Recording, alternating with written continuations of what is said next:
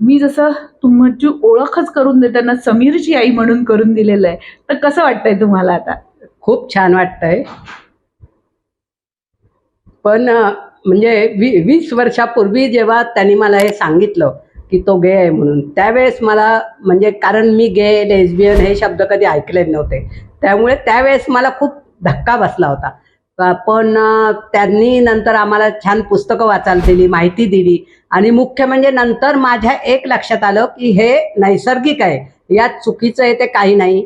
पण तरी पण माझी मानसिक स्थिती त्यावेळी इतकी ढासळलेली होती, मी त्याच्यातून बाहेर पडायला मला जवळजवळ 5-6 वर्ष लागली आणि माझ्या मिस्टरांनी मात्र ताबडतोब त्याला चांगला सपोर्ट केला.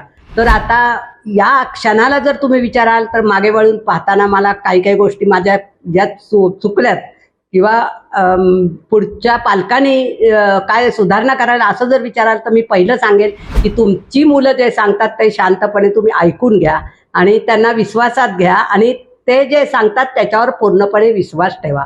कारण हे सगळ्यात महत्त्वाचं आहे, ही आपली मुलं आहेत, ते कधीच आपल्याला खोटं सांगणार नाही. हे उलट आपलं भाग्य आहे की ही मुलं आपल्याला जे आहे ते खरं सांगतात आणि त्यांनी मला आज खूप अभिमान वाटतो आणि छान वाटतं की माझ्या मुलांनी कोणालाही फसवलेलं नाही, कुठल्या मुलीला फसवलं नाही किंवा समाजाला घाबरून किंवा समाजाच्या दबावाला बळी पडून त्यांनी कोणत्या मुलीशी लग्न केलं नाही. कारण अशी अनेक उदाहरणं आम्ही पाहिलेली आहेत. त्यामुळे आज मागे वळून पाहताना पुढच्या पालकांना हा नक्कीच संदेश देईल आणि एवढं पण पुढचं सांगते की आता आमच्या हातून जे काही गोष्टी, इव्हन त्याचं लग्न केलं त्याने अमेरिकेत, त्यावेळेस मी स्वतः म्हणजे त्यांनी सांगितलं होतं आम्हाला आम्ही लग्न करणार आहे, त्यावेळेस आम्ही वास्तविक जायला पाहिजे होतो पण त्यावेळेस आम्ही गेलो नाही.